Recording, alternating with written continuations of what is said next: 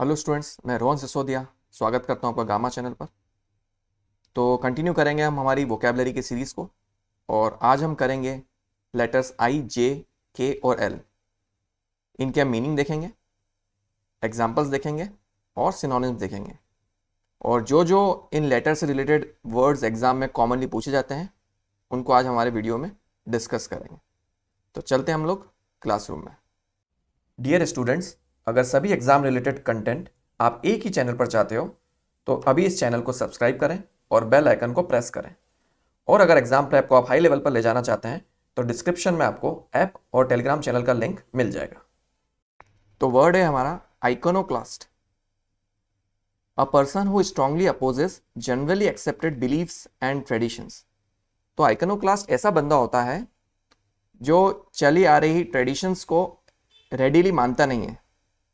वो उनको क्वेश्चन करेगा, उनको चैलेंज करेगा और अगर उसको ठीक लगता है तो ही फिर उनको मानेगा। ऐसा नहीं है कि जो चीज़ें चली आ रही है उसको वो वैसे के वैसे मान ले। ऐसे व्यक्ति को हम बोलते हैं iconoclast. Ricky disagreed with society's norms and was viewed as an iconoclast. जो रिकी था वो सोसाइटी की नॉर्म से सहमत नहीं रहता था और उसको आइकोनोक्लास्ट की तरह देखा जाता था कि ये कोई भी चीज़ को क्वेश्चन करेगा, ऐसे के ऐसे मानेगा नहीं। तो रिकी क्या था? आइकोनोक्लास्ट। इसका सिनोनिम है नॉन कॉन्फॉर्मिस्ट। नॉन कॉन्फॉर्मिस्ट का मतलब भी वही होता है जो चीज़ों को क्वेश्चन करे, समझे और फिर एक्सेप्ट करे, हर चीज़ को रेडीली नहीं माने। तो आइकोनोक्लास्ट बहुत अच्छा वर्ड है, इसको ध्यान रखना, एग्जाम्स में पूछा जाता है ये। तो वर्ड है इल्यूजरी। इसका मतलब होता है not real and based on illusion. कोई चीज़ एक्चुअली में हो नहीं और सिर्फ एक भ्रम हो। The magician deceive people with illusory tricks. जो जादूगर होते हैं वो कैसे लोगों को बेवकूफ़ बनाते हैं? अपनी इल्यूजन से भरी ट्रिक्स से। एक्चुअली में ऐसा नहीं होता कि वो किसी चीज़ को गायब कर दें, ये सब एक ट्रिक्स होती हैं। एक इल्यूजन क्रिएट किया जाता है व्यूअर के दिमाग में जिससे उसको ऐसा लगता है कि हाँ सही में कोई चीज़ उसने गायब कर दी हो, बट ऐसा होता नहीं है। ये सब अनरियल ट्रिक्स होती हैं। इसके सिनोनिम है इमेजिनरी और डिल्यूजनल। ऐसी कोई चीज़ जो एक्चुअली में एग्जिस्ट नहीं करती, ठीक है ना। तो वर्ड्स हैं इमेजिनरी और डिल्यूजनल। तो इल्यूजन और डिल्यूजन ये आपको दोनों याद रहेंगे, लगभग एक जैसे वर्ड्स हैं। फिर नेक्स्ट वर्ड है हमारा इमिनेंट। इमिनेंट का मतलब होता है अबाउट टू हैपन। ऐसी कोई चीज़ जो होने ही वाली हो, अभी हुई नहीं हो बट होने के बहुत करीब हो। एग्जाम्पल देखते हैं। India said that a deal with Russia is imminent. India ने कहा था कि उसकी डील रशिया से होने ही वाली है, मतलब वो डील को फाइनल करने के काफ़ी क्लोज हैं। इसके सिनोनिम है अप्रोचिंग और एंटीसिपेटेड। दोनों का ही मतलब है कि कोई चीज़ होने वाली हो निकट भविष्य में। फिर नेक्स्ट वर्ड है हमारा इम्पेकेबल। इम्पेकेबल का मतलब होता है विदाउट एनी फ्लॉज, मतलब बिना किसी डिफेक्ट के होना, ऑलमोस्ट परफेक्ट। एग्जाम्पल देखते हैं। His English is impeccable. इसका क्या मतलब हुआ कि उसकी इंग्लिश बिल्कुल परफेक्ट है, उसमें कोई फ्लॉज नहीं है, उसमें कोई गलतियां नहीं है। तो इम्पेकेबल एक बहुत ही बढ़िया वर्ड है। इसका सिनोनिम है परफेक्ट, जैसे कि मीनिंग से हमें समझ में आया अभी तक। फिर नेक्स्ट वर्ड है इम्प्लिसिट। इसका मीनिंग होता है नॉट स्टेटेड डायरेक्टली। कोई चीज़ अगर इनडायरेक्टली कही जाए उसको हम बोलते हैं implicit. The manager gave an implicit warning to the staff. जो मैनेजर था उसने इनडायरेक्ट वार्निंग दी थी स्टाफ को। उसने कुछ डायरेक्टली तो नहीं कहा बट इनडायरेक्टली उसने वार्निंग कन्वे कर दी थी स्टाफ को। मतलब कि उसकी बातों से ही समझ में आ रहा था कि वो वार्निंग दे रहा है। उसने डायरेक्टली तो बोला नहीं पर फिर भी बातों से समझ में आ चुका था उसकी कि वार्निंग मिल रही है स्टाफ को। इसके सिनोनिम है हिंटेड और सजेस्टेड। इसी वर्ड का एंटोनिम होगा एक्सप्लिसिट। एक्सप्लिसिट का मतलब क्या होगा कि आप कोई चीज़ डायरेक्टली कह दो बिना घुमा फिरा के, है ना, तो वो होगा एक्सप्लिसिट। और अगर इनडायरेक्टली कह रहे हो तो वो होता है इम्प्लिसिट। तो आपको ये दोनों अगर साथ में समझोगे तो याद रहेंगे। फिर नेक्स्ट वर्ड है हमारा imposter, a person who pretends to be someone else in order to deceive others. तो इम्पोस्टर ऐसा बंदा होता है जो खुद को बताता कुछ है और होता कुछ और है, ठीक है ना, इसको बोलते हैं हम इम्पोस्टर। इसका एग्जाम्पल देखते हैं, he was not a doctor but an imposter. तो कोई बंदा था, वो डॉक्टर था नहीं एक्चुअली में, वो क्या था, डॉक्टर होने का प्रिटेंड करता था, एक्चुअली में वो डॉक्टर नहीं था। तो ऐसे व्यक्ति को हम क्या बोलेंगे, इम्पोस्टर। अभी रिसेंटली एक न्यूज़ आई थी जिसमें हमने देखा था कि एक बंदा था, वो अपने आप को एक बहुत बड़ा ऑफिसर बता रहा था होम मिनिस्ट्री में, और बाद में पता चलता है कि वो एक बहुत ही साधारण आदमी था और फिर उसको अरेस्ट कर लिया गया। तो ऐसे व्यक्ति को हम क्या बोलेंगे, इम्पोस्टर। इसका सिनोनिम है प्रिटेंडर और फ्रॉडस्टर। नेक्स्ट वर्ड है हमारा इम्प्यूडेंट। इसका मीनिंग होता है rude and not showing respect. ऐसा व्यक्ति जो असभ्य हो और दूसरों की रिस्पेक्ट नहीं करे, इसको हम बोलेंगे impudent. The teacher asked the impudent student to leave the class.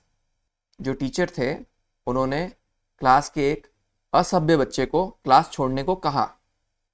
तो ये वर्ड आप ध्यान रख सकते हो कि क्लास में इस टाइप के लड़के रहते हैं कुछ ना कुछ, जो मिसबिहेव करते हैं, रिस्पेक्ट नहीं देते हैं फैकल्टी या टीचर को।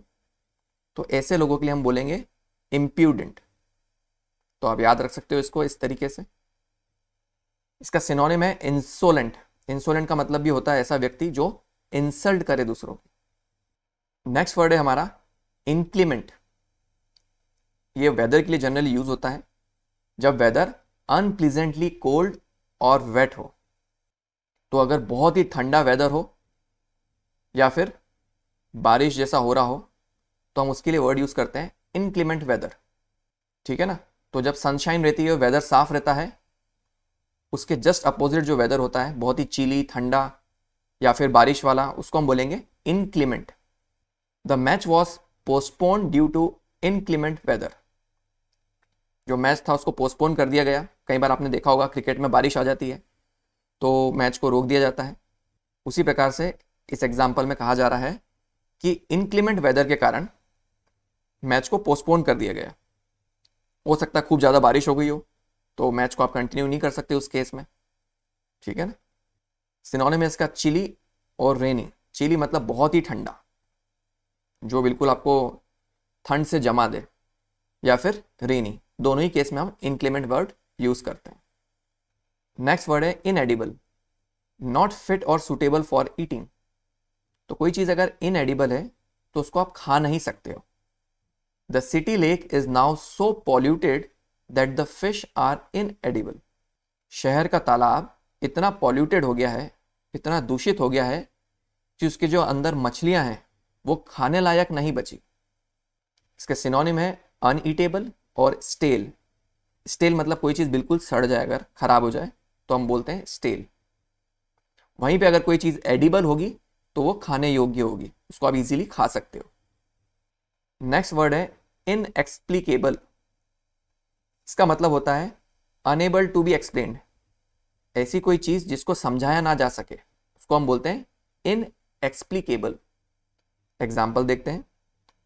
For some inexplicable reason Wipro decided to cancel the project. किसी कारणवश जिसको समझाया ना जा सके विप्रो ने प्रोजेक्ट को कैंसिल कर दिया। क्या कारण था वो एग्जैक्टली किसी को पता नहीं था, ठीक है ना। तो वर्ड है इनएक्सप्लिकेबल। सिनोनिम है इनसॉल्वेबल और इनकॉम्प्रिहेंसिबल। इनसॉल्वेबल मतलब किसी चीज को सॉल्व ना किया जा सके, और इनकॉम्प्रिहेंसिबल मतलब जो चीज समझ में ना आए।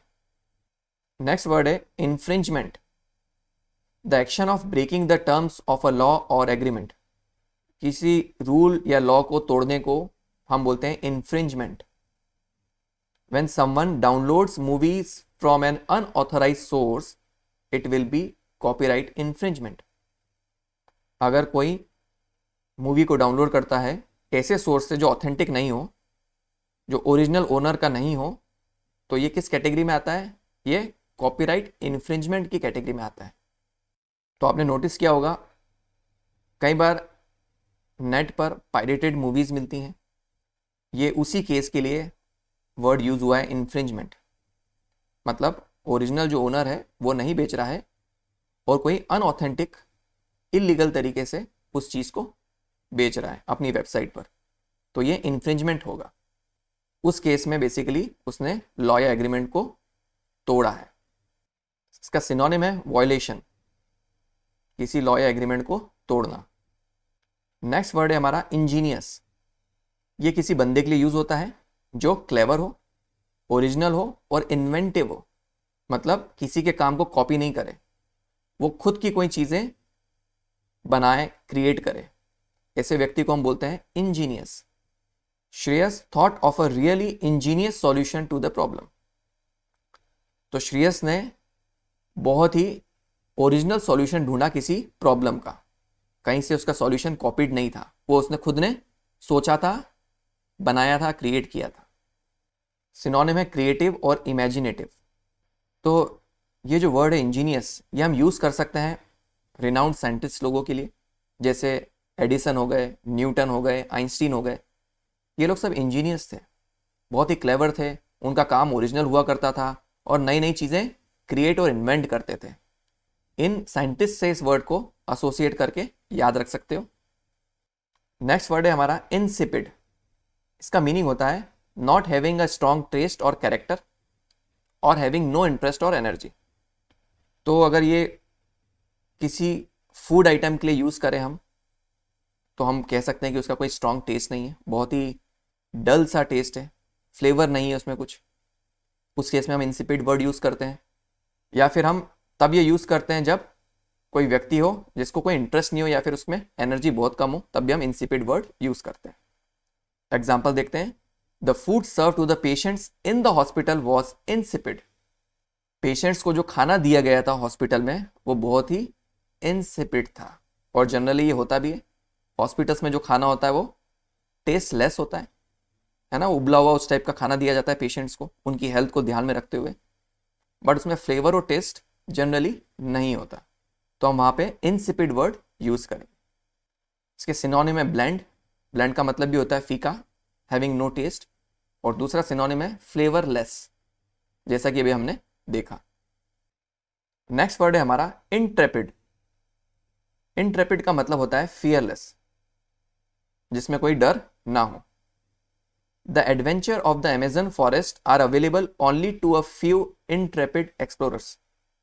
इसका क्या मीनिंग है कि अगर अमेजन के फॉरेस्ट कुछ एक्सप्लोरर्स जाते हैं तो उसका सही एडवेंचर, उसका सही आनंद वही लोग लेंगे जो फियरलेस हो। उस फॉरेस्ट की अपनी ट्रिप को, जर्नी को वही लोग एंजॉय कर पाएंगे, वही लोग मैक्सिमाइज कर पाएंगे अपना एक्सपीरियंस जो फियरलेस हो। ये इस सेंटेंस का मीनिंग है।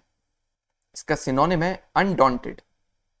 अनडॉन्टेड का भी मतलब होता है जो बिल्कुल डरे नहीं, फियरलेस हो। इस वर्ड को अगर आपको ध्यान में रखना हो तो आप इसको आर्मी से भी एसोसिएट कर सकते हो कि हमारे जो सोल्जर्स होते हैं वो बहुत ही ब्रेव और इंट्रेपिड या फिर अनडॉन्टेड होते हैं। कोई भी टास्क उनको जो मिलता है उसको बिना डरे वो लोग करते हैं। नेक्स्ट वर्ड है इंट्रिकेट। इंट्रिकेट का मतलब होता है very complicated and difficult to understand. कोई चीज़ अगर बहुत ही कॉम्प्लिकेटेड हो, आसानी से समझ में नहीं आए, उसको हम बोलते हैं intricate. When you analyse a human body you realise that human body is an intricate machine. तो सेंटेंस कह रहा है कि जब आप ह्यूमन बॉडी को समझने की कोशिश करते हो तो आप ये रियलाइज करते हो कि ह्यूमन बॉडी जो है वो एक बहुत ही कॉम्प्लिकेटेड मशीन की तरह काम करती है, जिसको समझना बहुत डिफिकल्ट है। इसके सिनोनिम है कॉम्प्लेक्स और कॉन्वोल्यूटेड। तो चलते हैं अब हम नेक्स्ट वर्ड पर। नेक्स्ट वर्ड है इनविंसिबल। इसका मीनिंग होता है too powerful to be defeated or overcome. अगर कोई इनविंसिबल है तो उसको हराया नहीं जा सकता। हम उसको अजय कह सकते हैं, जो कभी हारे नहीं। Alexander the great was an invincible king. Alexander the great जो था वो एक ऐसा राजा था जो हमेशा जीतता आया, वो कभी हारा नहीं। तो हम उसको बोल सकते हैं इनविंसिबल किंग, जिसको हराया ना जा सके। सिनोनिम है अनबीटेबल और अनकॉन्करेबल। तो इनविंसिबल बहुत ही बढ़िया वर्ड है, कॉमनली पूछा जाता है एग्जाम में, आपको पता होना चाहिए। अलेक्जेंडर द ग्रेट से आप उसको याद रख सकते हो लंबे समय तक कि वो एक इनविंसिबल राजा था। नेक्स्ट वर्ड है जार्गन, स्पेशल वर्ड्स और expressions used by a profession और group that are difficult for others to understand. तो जार्गन किसी भी प्रोफेशन की जो टेक्निकल टर्म्स होती हैं, जो आम आदमी या दूसरा आदमी जो उस प्रोफेशन का ना हो, जो उसे समझ नहीं पाए, उसको हम कहते हैं जार्गन। एग्जाम्पल से समझते हैं। He was unable to understand the legal jargon. तो अगर कोई आम व्यक्ति है और उसका अगर कभी कोर्ट कचहरी से पाला पड़ता है तो उसको उनकी टेक्निकल टर्म्स बिल्कुल समझ में नहीं आएगी। उसी प्रकार से जिस प्रकार किसी आम आदमी को मेडिकल की टेक्निकल टर्म्स समझ में नहीं आती है ना, तो फील्ड स्पेसिफिक जो वोकेबलरी है, टर्म्स हैं, उसको हम बोलते हैं जार्गन। वो मेडिकल हो सकती है, लीगल हो सकती है, स्पोर्ट्स की हो सकती है ना, जो उस प्रोफेशन के लोगों को बहुत अच्छे समझ में आए पर एक आम आदमी के लिए समझना उसके लिए डिफिकल्ट हो। इसका सिनोनिम है स्लैंग। अब स्लैंग इसका एग्जैक्ट मीनिंग तो नहीं है, ये काफ़ी दूर का सिनोनिम मैं बोलूँगा, तो इसको आप सिर्फ ध्यान रखो। उसके बाद नेक्स्ट वर्ड है क्लेप्टोमेनिया। इसका मीनिंग होता है a recurrent urge to steal typically without regard for need और प्रॉफिट। तो जिस व्यक्ति को क्लेप्टोमेनिया होता है ना, उसको तीव्र इच्छा होती है चोरी करने की, कुछ भी चीज़ कहीं पे भी गए तो उठाने की।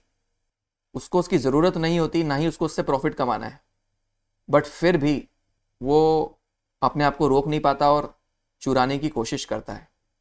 इसको हम बोलते हैं kleptomania. A person with kleptomania experiences an overwhelming uncontrollable need to steal items. Kleptomania होता है जिस व्यक्ति को, उसको अनकंट्रोलेबल डिज़ायर होती है, इच्छा होती है जिसको वो कंट्रोल नहीं कर पाता।